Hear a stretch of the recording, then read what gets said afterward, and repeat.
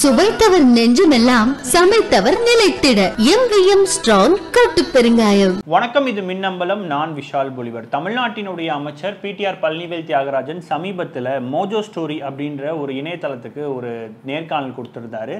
இந்தியாவினுடைய பிரபல பத்திரிகையாளரான பர்காதத் அவர்கள் தான் அந்த நேர்காணலை எடுத்திருந்தாங்க.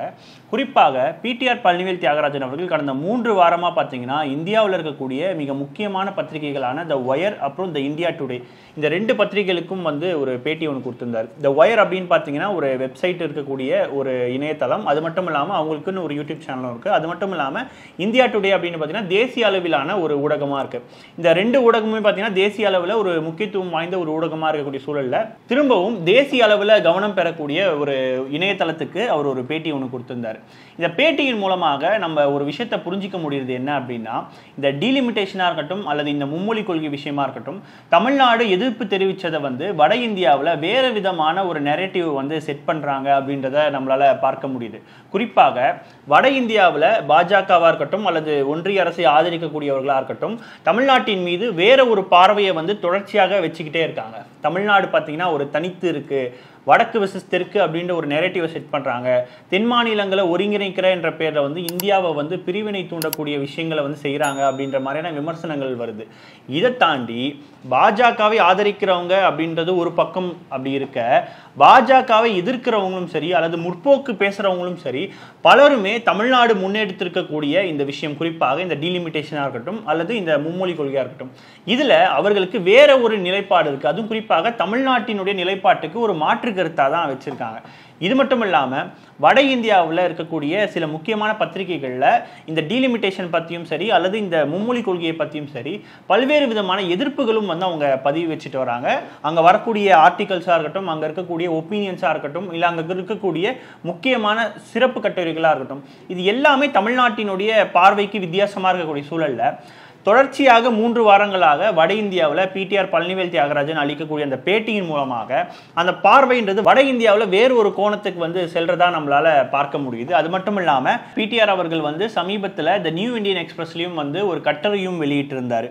அப்போ இந்த நேர்காணலை பொறுத்த வரைக்கும் பிடிஆர் அவர்கள் இன்னும் எலாபரேட்டா பல்வேறு விதமான விஷயங்களை சொல்லியிருக்காங்க அப்படின்றத நம்ம பார்க்க முடியுது. பிடிஆர் அவர்கள் இந்த மும்மொழி கொள்கையை பற்றியும் இந்த டீலிமிட்டேஷன் குறித்தும் என்ன சொன்னாங்க அப்படின்றத இந்த காணொலியில் நம்ம தெளிவா பார்க்க போறோம். குறைந்த விலை, நிறைந்த தரம், தங்கள் தேவைகள் அனைத்தும் ஒரே இடத்தில். ஜெயச்சந்திரன். இந்த நேர்காணலினுடைய தொடக்கத்திலேயே பர்காதத் அவர்கள் கேட்கக்கூடிய கேள்வி என்னன்னா, இந்த மும்மொழி கொள்கையும் சரி அல்லது புதிய கல்விக் கொள்கையும் சரி நீங்கள் எதிர்க்கிறதுக்கான ஒரு நியாயமான காரணங்கள் என்ன அப்படின்றத கேட்டிருக்காங்க. அதுக்கு பிடிஆர் அவர்கள் சொல்ற விஷயம் என்ன அப்படின்னா, இந்த மும்மொழி கொள்கை அப்படின்றது 3 முறை வரையறுக்கப்பட்டிருக்கு. கடந்த இந்தியா டுடே நேர்காணலையும் அவர் குறிப்பிட்டிருந்தார். குறிப்பாக 1968 இருக்கட்டும் அல்லது 1986 இருக்கட்டும், அதன் பிறகு 2020 இருக்கட்டும், இந்த 3 காலகட்டத்திலையும் இந்த புதிய கல்விக் கொள்கைன்றது வடிவமைக்கப்பட்டது. எல்லா நேரத்திலையுமே, அதாவது 1968 சரி அல்லது 1986 சரி இல்ல 2020 சரி, இந்த 3 காலகட்டத்திலையுமே தமிழ்நாடு இந்த புதிய கல்விக் கொள்கை அப்படின்றத ஏத்துக்கல அப்படின்றத அவர் பதிவு பண்றாரு. அதுவும் குறிப்பாக கடந்த 2 முறைக்கும் தற்பொழுதுக்கும் உள்ள வித்தியாசத்தை அவர் என்ன சொல்றாரு அப்படின்னா, கடந்த 2 முறையிலுமே இந்த புதிய கல்விக் கொள்கையை ஏத்துக்கிட்டாதான் பணம் தருவோம் அப்படின்ற மாதிரியான ஒரு மிரட்டல்கள் இல்லை. ஆனா இந்த முறை பார்த்தீங்கன்னா ஏற்கனவே நாடாளுமன்றத்தில் ஒரு பில் பாஸ் பண்ணி ஒரு திட்டத்துக்கு இவ்வளவு நிதி ஒதுக்கணும் அப்படின்னு ஒரு சட்டம் இருக்கு. ஆனா இவங்க இந்த கான்ஸ்டிடியூஷனுக்கெல்லாம் தாண்டி, அதாவது எக்ஸ்ட்ரா கான்ஸ்டிடியூஷன் அப்படின்னு ஒரு வேர்டு யூஸ் பண்றாரு, அதையெல்லாம் தாண்டி இந்த புதிய கல்விக் கொள்கையில் இருக்கக்கூடிய நிபந்தனைகளை ஏத்துக்கிட்டாதான் நாங்க பணம் தருவோம் அப்படின்றத ஒரு வெப்பனா இதை பயன்படுத்துறாங்க அப்படின்றத பிடிஆர் அவர்கள் குறிப்பிட்டிருந்தார். ஒருவேளை ஒன்றிய அரசு வைக்கக்கூடிய நிபந்தனைகளுக்கு நீங்க ஏற்றுக்கொள்ள வேண்டியது தானே, இதன் மூலமாக பணம் கிடைக்கும், அது மட்டும் இல்லாம இதனால மாணவர்களுக்கு பயன் அளிக்கும் அப்படின்னு சொல்லி பல்வேறு விதமான கேள்விகள் கேட்டுட்டு இருந்தாங்க இல்லையா. இதற்கு பிடிஆர் அவர்கள் ஒரு சரியான பதில் கொடுத்திருக்காரு. என்னன்னா, ஒருவேளை ஒன்றிய அரசு இப்ப நிபந்தனை விதிக்குது, இதுல தமிழ்நாடு அரசாங்கம் ஏற்றுக்கொண்டு பணம் வாங்கிடுச்சு அப்படின்னா, ஒருவேளை இந்த விஷயத்தை ஆதரிக்க நாங்க ஆரம்பிச்சிட்டோம் அப்படின்னா இனி வரக்கூடிய நாட்கள்ல இது தொடரும் அப்படின்றத குறிப்பிட்டிருக்காரு. இன்னும் சொல்ல போனா வரும் காலங்கள்ல பிரதமர் மோடியோடைய படத்தை பயன்படுத்தினா மட்டும்தான் உங்க எல்லாருக்குமே நாங்க பணம் கொடுப்போம், இந்த நிபந்தனை ஏத்துக்கிட்டாதான் உங்களுக்கு பணம் கொடுப்போம் அப்படின்ற ஒரு விஷயம் தொடர்ந்துகிட்டே இருக்கும். அப்போ இங்க ஹிந்தி அப்படின்றது பிரச்சனை கிடையாது முதல் விஷயம். அதே போல 3வது மொழின்றது பிரச்சனை கிடையாது.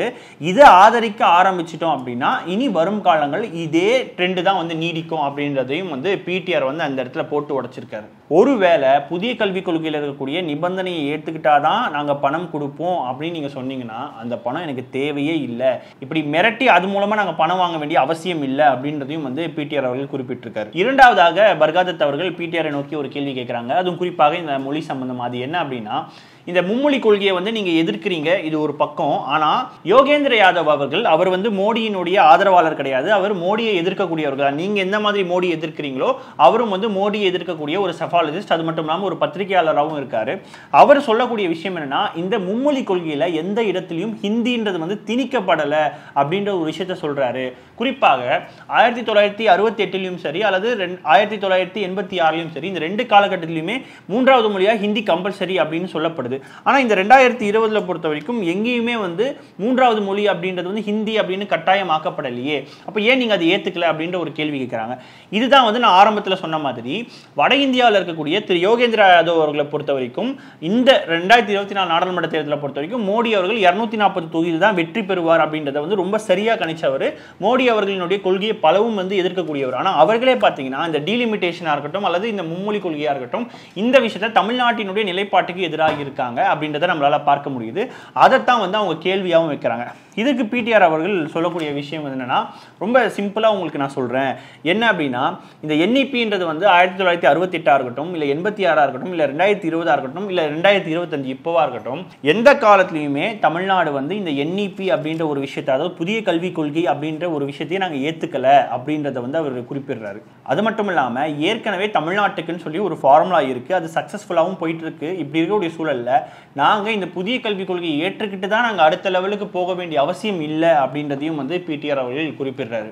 மூன்றாவதாக, இந்த புதிய கல்விக் கொள்கையை நீங்க நிராகரிக்கிறதுக்கு தத்துவார்த்த ரீதியாக என்ன மாதிரியான காரணங்கள் இருக்கு அப்படின்னு சொல்லும்போது 100% பல காரணங்கள் இருக்கு. மொதல் விஷயம் இந்த மும்மொழி கொள்கை அப்படின்றது. அந்த அடுத்த விஷயம் பார்த்தீங்கன்னா 5ஆம் வகுப்பு 8ஆம் வகுப்பு இந்த மாணவர்களுக்கு பார்த்தீங்கன்னா பொது தேர்வு நடத்துறது அப்படின்ற ஒரு விஷயம். ஏன்னா ஏற்கனவே தமிழ்நாட்டை பொறுத்த வரைக்கும் இந்த 8வது அல்லது 9வது 11வது இது வரைக்கும் வந்து ஆல் பாஸ் சிஸ்டம் அப்படின்ற ஒரு விஷயத்தை வந்து கொண்டு வந்திருக்காங்க. இதனால தமிழ்நாடு அடைஞ்ச பயன் என்ன அப்படின்னு கேட்டீங்கன்னா, படிப்புன்றது பாத்தீங்கன்னா ஒரு காலகட்டத்துக்கு பிறகுதான் வந்து மாணவர்களுக்கு ஒரு புரிதல் அப்படின்றது வரும். அப்போ 8வதுலயோ இல்ல 5வதுலயோ வந்து ஒரு தேர்வுல தோல்வி அடைஞ்சதுனால மாணவர்கள் வந்து ஃபெயில் ஆயிட்டு அவங்க டிஸ்கண்டினியூ பண்ணிட்டாங்கன்னா அந்த மாநிலத்தினுடைய படிப்பு வளர்ச்சி, குறிப்பாக தமிழ்நாடு இன்னைக்கு பெருமையா சொல்லக்கூடிய இந்த ஜிஆர் ரேஷியோன்றது வந்து பெரிய அளவுக்கு உயராது. அப்போ 5ஆம் வகுப்பு 8ஆம் வகுப்பிலேயே இந்த ஒரு பொது தேர்வு வைக்கிறதுனால மாணவர்களை அந்த ஒரு இடத்துல இருந்து கல்வியிலிருந்து வெளியேற்றக்கூடிய ஒரு வேலையாகவும் இருக்கு அப்படின்றதையும் வந்து பிடிஆர் அவர்கள் குறிப்பிடுறாரு. அது மட்டும் இல்லாம இந்த கல்வியினுடைய நடைமுறை இருக்கு பாத்தீங்களா, அது அப்படியே ஒகேஷனல் மோட மாற்றத்துக்கான வேலையும் வந்து இந்த புதிய கல்விக் கொள்கையில இருக்கு.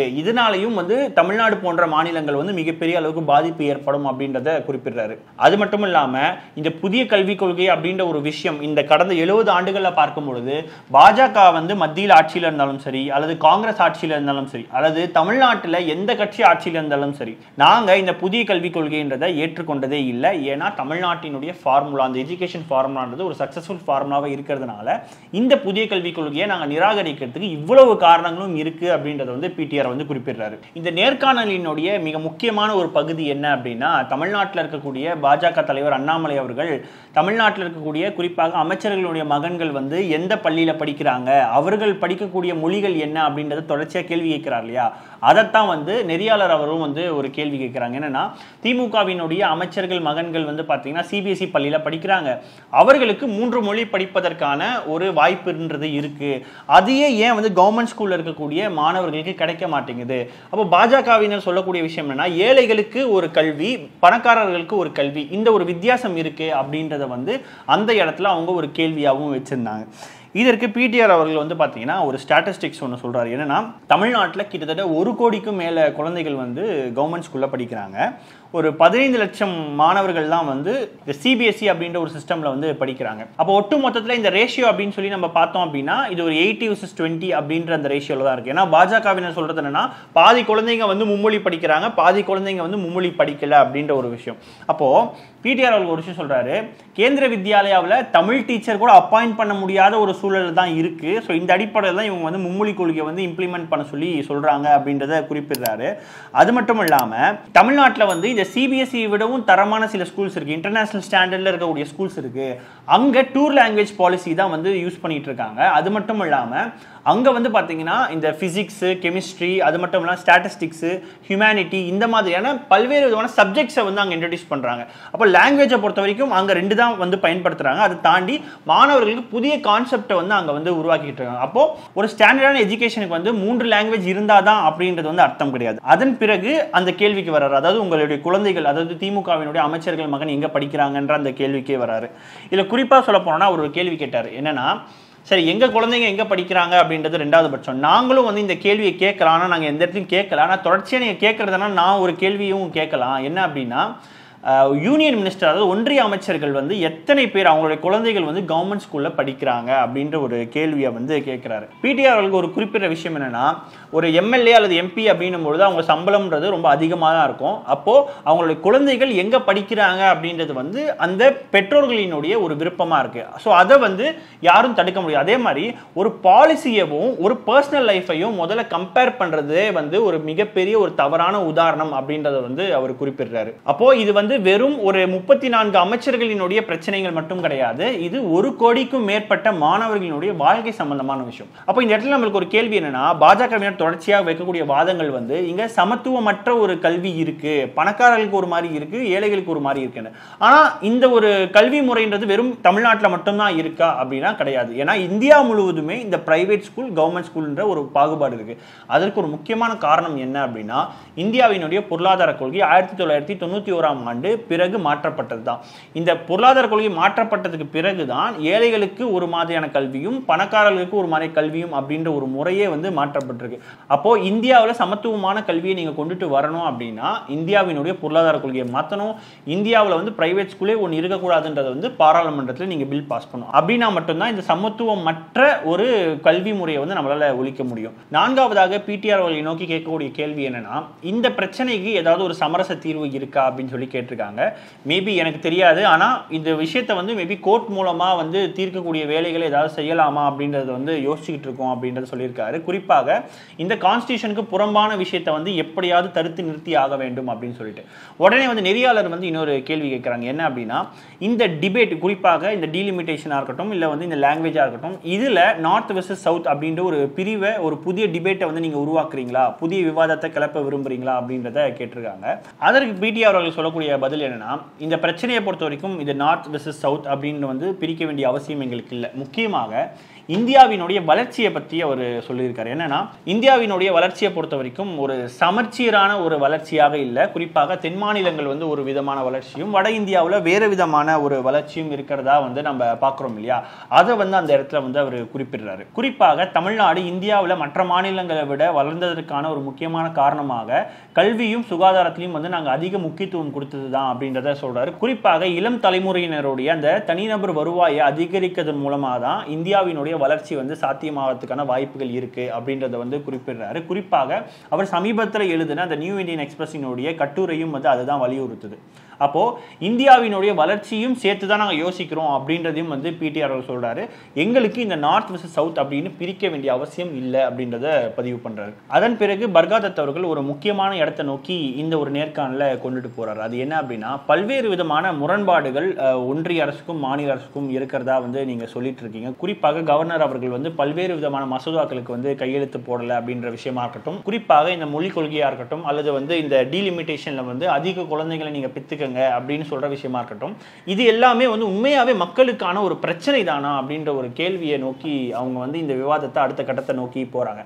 அதாவது என்ன அப்படின்னா, இந்த டீலிமிட்டேஷன் விவாதம் வந்ததுக்கு அப்புறமா பார்த்தீங்கன்னா ஸ்டாலின் அவர்களாக இருக்கட்டும் அல்லது பக்கத்து மாநில முதலமைச்சரான சந்திரபாபு நாயுடு அவர்களாக இருக்கட்டும், அதிக குழந்தைகளை பெற்றுக்கோங்க, இந்த டீலிமிட்டேஷனால் நமக்கு நிறைய ஆபத்து வருது அப்படின்ற ஒரு விஷயத்த சொன்னாங்க இல்லையா. ஸோ அப்போ இது வந்து உண்மையாகவே மக்களினுடைய பிரச்சனை தானா அப்படின்றத வந்து கேட்டிருக்காங்க. இதற்கு பிடிஆர் அவர்கள் சொல்லக்கூடிய பதில் என்ன அப்படின்னா, இந்த பிரச்சனையை பொறுத்த வரைக்கும் இது வந்து கூட்டாட்சி சம்பந்தமான ஒரு விஷயமா தான் நான் வந்து பார்க்கிறேன். குறிப்பாக டெல்லியில் யார் ஆட்சிக்கு வந்தாலுமே அவங்களுடைய நோக்கம் என்னவா இருக்குன்னா, இந்த எல்லா அதிகாரத்தையும் வந்து மேலே வந்து ஒன்று குவிக்கக்கூடிய வேலையா இருக்கு. குறிப்பாக சென்ட்ரலைசேஷன் அப்படின்னு சொல்லுவாங்க, அதாவது அதிகாரத்தை வந்து மையப்படுத்துறது. ஸோ இதை வந்து மையப்படுத்தி தான் இருக்காங்க. இது வந்து வெறும் இந்தியா வந்து சுதந்திரம் அடைஞ்சதுக்கு அப்புறமா மட்டும் கிடையாது, இது பிரிட்டிஷ் காலத்திலேயே இருந்த ஒரு விஷயம் தான். குறிப்பாக 1938ஆம் ஆண்டு முதல் ஹிந்தி எதிர்ப்பு போராட்டம் நடந்தது இல்லையா, அன்றிலிருந்தே வந்து இந்த ஒரு அதிகார குவியல் அப்படின்ற ஒரு விஷயம், அதாவது இந்தியா முழுக்கவும் ஒரே விதமான கொள்கை தான் இருக்கணும் அப்படின்ற ஒரு விஷயம் வந்து அன்றிலிருந்தே வந்து தொடங்குற ஒரு விஷயமா இருக்கு. ஆனால் இதில் நம்ம குறிப்பா பார்க்க வேண்டியது என்னன்னா, கடந்த காலங்களில் வந்து இந்த கூட்டாட்சியை பற்றியும் குறிப்பாக எங்கள் மாநிலம் அதிக அளவுக்கு வஞ்சிக்கப்படுது, நாங்கள் என்ன உங்களுடைய மாமா வீட்டு பணத்தையா கேட்டோம் அப்படின்னு சொன்ன நபர்கள் வந்து இன்றைக்கு அதற்கு எதிராக செயல்படுறாங்க அப்படின்றத வந்து பிடிஆர் குறிப்பிடுறாரு. பிடிஆர் குறிப்பிடக்கூடிய நபர் யாருன்னா, தற்பொழுதைய பிரதமராக இருக்கக்கூடிய மோடி அவர்களும் கடந்த காலத்தில் குஜராத்தினுடைய முதலமைச்சராக இருந்தவரையும் தான் வந்து குறிப்பிடுறாரு. ஏன்னா கடந்த காலத்தில் வந்து மோடி அவர்கள் வந்து இவ்வளோ விஷயங்களையும் சொல்லியிருக்காரு. இன்னைக்கு ஸ்டாலின் அவர்களை நோக்கி கேட்கக்கூடிய கேள்விகள், ஸ்டாலின் அவர்கள் வந்து பிரிவினை பேசுறாரு, நார்த் வெர்சஸ் சவுத்துன்னு பிரிவினை ஏற்படுத்துறாரு அப்படின்னு சொல்றாங்க இல்லையா. இந்த வாதங்கள் எல்லாமே ஒரு காலத்தில் மோடி அவர்கள் வந்து பிரதமராக இருந்த பொழுது வச்ச வாதங்கள் தான். ஆனால் கடந்த காலத்திற்கும் இப்போதுக்கும் இருக்கக்கூடிய வித்தியாசம் என்னன்னா, நீங்க அரசமைப்பு சட்டத்துக்கு விரோதமாக பல விஷயங்கள் செய்றீங்க. குறிப்பாக ஏற்கனவே ஒதுக்கப்பட்ட ஒரு திட்டம், பாராளுமன்றத்தால் நிறைவேற்றப்பட்ட ஒரு திட்டத்துக்கு வந்து இந்த நிபந்தனையை ஏத்துக்கிட்டாதான் நாங்க வந்து பணம் கொடுப்போம் அப்படின்னு சொல்ற விஷயம்.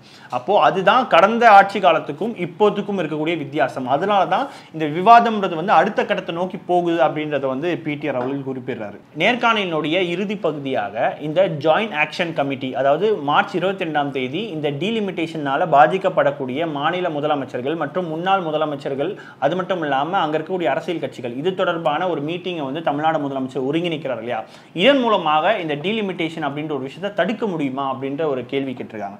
அதற்கு வந்து பிடிஆர் அவர்கள் ஒரு எக்ஸாம்பிள்ஸோட சொல்றாரு. என்ன அப்படின்னா, உலகத்தில் வந்து பார்த்தீங்கன்னா வளர்ந்த நாடுகள் அப்படின்னு சொல்லக்கூடிய நாடுகள் எல்லாமே அந்த அதிகாரம் அப்படின்ற ஒரு விஷயத்தை வந்து மையப்படுத்தலாக இல்லாமல் அதை பரவலாக்குறதன் மூலமாகத்தான் அந்த நாடுகள் வந்து பெரிய அளவுக்கான பொருளாதார வளர்ச்சி அடைஞ்சிருக்கு அப்படின்றத சொல்றாரு. குறிப்பாக யூஎஸ்ஐ வந்து அதற்கான முதல் எக்ஸாம்பிளாக சொல்றாரு. என்னன்னா, யூஎஸ்ஐ பொறுத்த வரைக்கும் அந்த கல்வின்றது பார்த்தீங்கன்னா அங்கே இருக்கக்கூடிய கிராமங்கள் வந்து தீர்மானிக்கக்கூடிய விஷயமா இருக்கு. அங்கே என்ன கல்வி படிக்கணும், எந்த விதமான கல்வியை வந்து மாணவர்கள் படிக்கணும்ன்றதை அந்த லோக்கல்ல இருக்கக்கூடிய வில்லேஜஸ் தான் வந்து தீர்மானிப்பாங்க. ரெண்டாவதாக சேல்ஸ் டாக்ஸா இருக்கட்டும் அல்லது அந்த ஸ்டோர்ல இருக்கக்கூடிய ரூல்ஸா இருக்கட்டும், இதை தீர்மானிக்கிறது வந்து அங்க இருக்கக்கூடிய மாவட்ட அரசு, அமெரிக்கா வந்து கவுண்டி அப்படின்னு சொல்லுவாங்க. அதற்கு அடுத்த கட்டம் பார்த்தீங்கன்னா அங்க இருக்கக்கூடிய மாநில அரசுகளும் சரி அல்லது அங்க இருக்கக்கூடிய மாநகரங்கள், அதாவது சிட்டிஸ்ன்னு சொல்லுவாங்க இல்லையா, இவங்க என்ன பண்ணுவாங்கன்னா அங்க இருக்கக்கூடிய வருமான வரியா இருக்கட்டும் அல்லது லைசன்ஸ் கொடுக்கறதா இருக்கட்டும், இந்த மாதிரியான விஷயங்களை வந்து அவங்க வந்து செயல்படுத்துவாங்க.